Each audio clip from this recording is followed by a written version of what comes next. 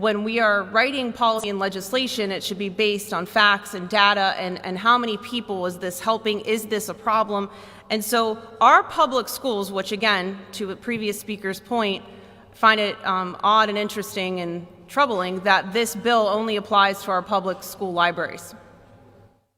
So I just take that to remind the public that this legislation is not for all school settings.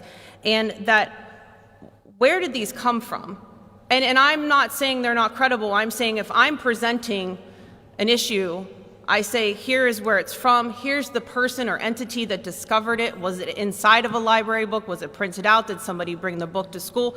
These are really serious things that we're talking about here that is allegedly proposed to eliminate in this legislation, but I'm very, very, very uncomfortable and disappointed that the maker of the bill stated that anyone that didn't support this bill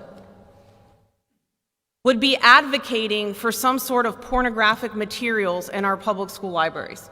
So I want to state that for the public record, that that is not an accurate description and should not have been said.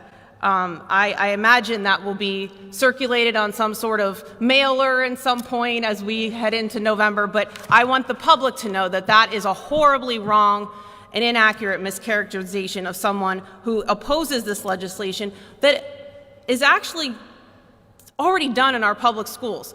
Every school district has to screen and filter and plan for age-appropriate curriculum and materials. That's already happening.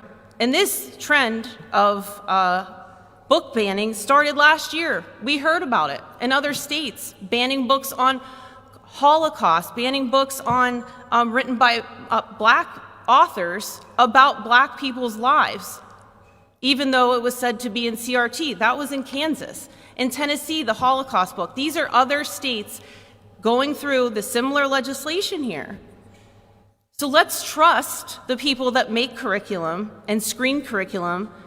And yes, parents can have input, but this bill is unnecessary. And it's again, if it's so necessary, apply it to all the schools and show us the sources of where these harmful materials are coming from.